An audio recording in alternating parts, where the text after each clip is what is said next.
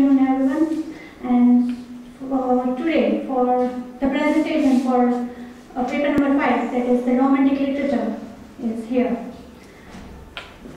The novel Frankenstein has such a universality that even if the author Mary Shelley is ignored by major historians of English literature, the work has occupied a prominent place among the authors and their works of 21st century. So let us see how Frankenstein is still relevant in 21st century, as well as how a 200-year-old monster, or rather a creature, not a monster, is more alive than ever. So here is my presentation titled Frankenstein's Creature and Artificial Intelligence. Well, Mary Shelley's novel is in epistolary form. Frankenstein is assumed of spreading tremendous shadows on technoculture and transhumanism. The novel can be assumed to have a wider appeal to modern readers. It can be read from the modern perspective. The creature and his creator displays the modern approach of transhumanism. Now, what is transhumanism? Transhumanism is a philosophical movement that advocates for the transformation of human condition by developing or making a widely available sophisticated technology to humans for their development and human intellect to develop human intellect and physiology. It does not represent the end of development of human species particularly, but it rather focuses on the premises and looks at the future of transhumanist technologies and their evolution. So the main aim is to see whether this novel can be read as an archetype for artificial intelligence or not. Can an early 19th century novel can be read as an archetype for displaying futurity? And can the text be included under the genre of cyberpunk? What is cyberpunk? Cyberpunk is a subgenre of scientific fiction in a dystopian futuristic setting that tends to focus on the combination of low life in high tech, featuring the advanced technological and scientific achievements such as artificial intelligence and cybernetics. Frankenstein. This presentation has nothing to do with the myth that it contains. And here, Martin Tropf, a critic who believes that at the center of Frankenstein is the monster's own story. This statement is taken from an article named "The Monster." Now, while this presentation aims to support the very concept of monster with by substituting it and considering him as a creature first, and not the direct result of the creature that people believe him to be a monster or it to be a monster. Indeed, it is a most widely influential novel in its genre, that it is still relevant and applicable in this 21st century, and further it would be considered as an archetype also. It is basically a story of an orphan of science, created and abundant, that is the monster, which Martin Tropf believes threatens to take out its anger and rejection on the species of man. Now, see, the product of science can be considered as an advancement towards evolution of science or the development of science. But when the same thing creates a disturbance for the human species, then it is a very problematic thing. Now, the creature or the demon. The word demon, Shelley puts the word demon in her novel Frankenstein. The statement, "You are my creator, but I am your master." Now see, if human beings creates technology, right? But if the same technology is overpowering or controlling the human beings, then it creates a problem. So my presentation aims to question this, that how or why it is considered as a problematic thing. And as far as this statement is concerned, this statement is taken from the text, where the creature is overpowering or holding the control over his master or over its master. Largely, the story is, of course, an account of creatures' experience in community, that how he observes society and then he gains knowledge. In the same way, we can try to compare the technology of modern era, that the artificial intelligence particularly, it is so much widely spread that it gains information from us, like we type certain words and then it gives us result, right? But then with that result, it is reading our mentality or our perception, which should actually be private or should be included in our privacy and not seen as a product of that technology. Another statement: treat a person evil and he will become wicked. The main problem of 21st century human beings, that they consider, if they consider something as negative, then it is obviously going to overpower the human species. But when we are considering something not as evil or not as completely good, but when we try to see a particular product of science and technology as a neutral, then we can have utmost benefit from it. Artificial intelligence. Now here is the definition of artificial intelligence, that what it is. The goal of AI is to develop machines that behave as though they were intelligent. And another definition which creates a kind of ambiguity, that AI is the ability of digital computers or computer controlled robots to solve problems that are normally associated with the higher intellectual processing capabilities of humans. That is mere calculation. If we generalize this definition, then we would get certain kind of assumptions that merely highly knowledgeable or highly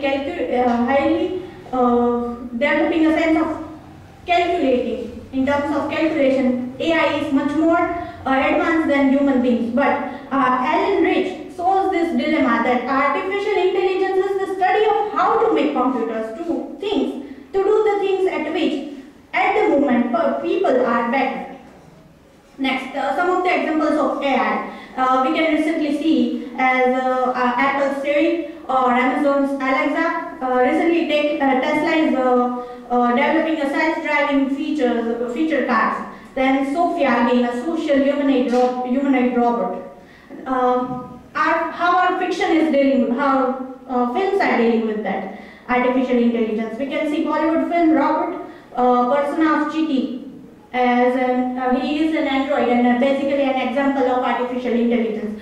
And in the Marvel series, that is Iron Man, Jarvis is the robot or an ultra cool artificial intelligence developed by Iron Man in the movie Iron Man 3, which says that Jarvis used to take care of all the suits and the villa of Iron Man, and this Jarvis, basically an artificial intelligence or machine, used to hold the power over Iron Man.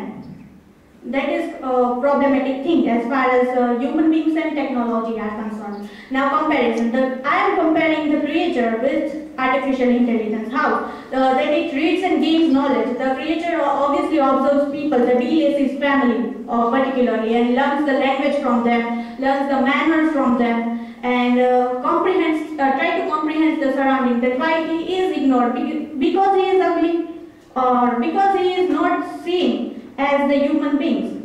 And he tries to gain this kind of understanding by his own, with his observation. Especially why the creature was created. He was created for the betterment of humankind. Victor wanted to serve humanity by creating a new human. Whereas on the other hand, humans have created artificial intelligence with an intention that it will help people to perform their task in a better way, with a more faster speed. As far as the creature was gaining knowledge from his surroundings, Artificial intelligence collects data from language command, like we type in Google to access information, and provides that it obviously provides ample of information to us. Now, a new species would bless me as its creator and source.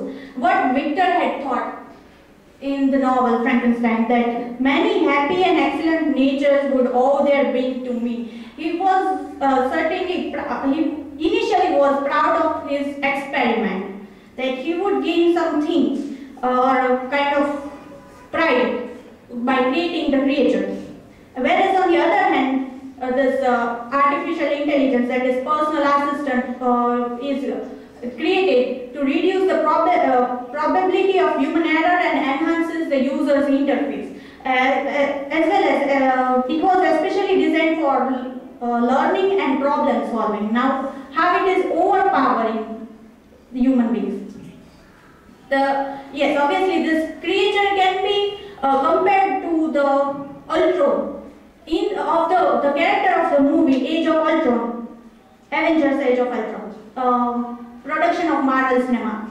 I have some questions. That can the creature be assumed as an archetype for a man versus machine narratives, or can we foresee the battle between man and machine with this kind of fiction, scientific fictional novel? Can this narrative be assumed as human versus technology, or can literature versus science and technology?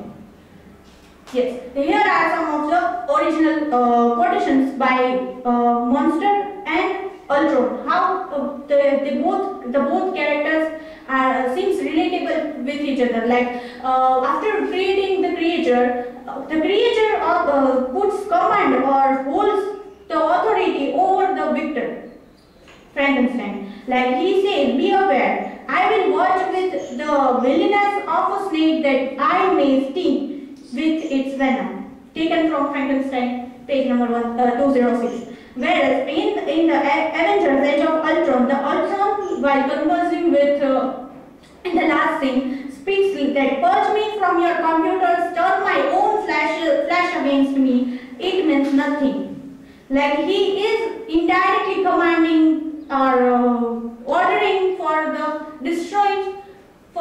destruction of human species. He wanted to destroy the human species. Conclusion. The lives of the creator and his creation, or the creature and his creator, are inextricably intertwined.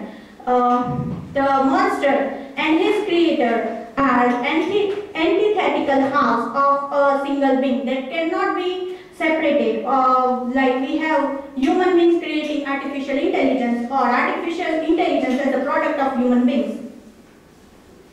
They cannot be narrated as separate beings. Victor Frankenstein represents the feelings and his nameless creature, the intellect. So similarly, humans tend to represents their feelings over artificial intelligence, and artificial intelligence is the intellect power of human beings. It is still a debatable issue whether such technological advancements will replace human beings in the coming era of transhumanism. Or can the machine ever replace human emotions for humanity in this particular era? Indeed, it is the growing of or development of artificial intelligence is a threat to privacy. Limitations of this presentation. That is, the presentation again promotes the age-old concepts of, or perhaps the universally now accepted concept of literature versus literature as anti-science. That we have literature as the top and the bottom, religion, the science versus the science and technology. Again, it assumes the futurity or possibilities with perceptions or suppositions, that it doesn't carry any authentic argument, authentic research.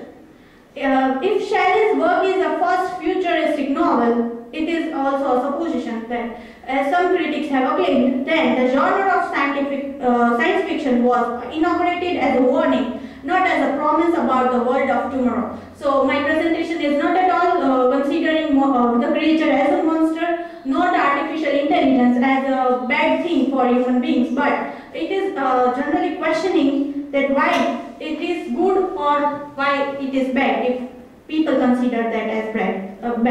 Purpose of the presentation. Like the creature wouldn't have felt an outcast if it was accepted or if he was provided a psychiatrist. Yes, nowadays in the era of transhumanism, robots or the artificial intelligence are getting psychiatric treatment from psychiatrists for developing a emotion for humanity, basically, no, and not for the artificial intelligence, like their own species. They create their own species by their own, like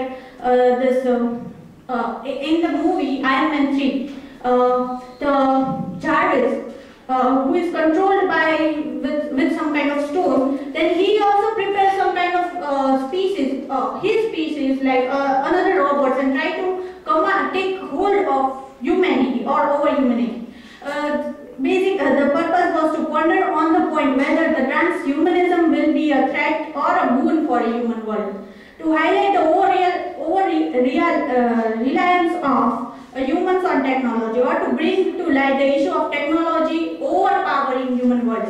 With reference to Ultron, yes, from the age of Ultron, as he alone had tried to use a device composed of both Verbanium and Kituri technology to lift Novigrad and use it as a meteor to wipe out all the humanity. Basically, it was also an idea of the antagonist of Avengers series. To generate the scope of redesigning AI, like artificial intelligence can be redesigned for the betterment of humanity. To generate the scope of reading of the text as a singularity, this is basically a new concept, singularity, which I was so much fascinated, but I didn't got a perfect resource to explain. With reference to technoculture, like singularity was the term coined in 1986 by mathematician and scientific fiction writer Werner Winch. Here are the references.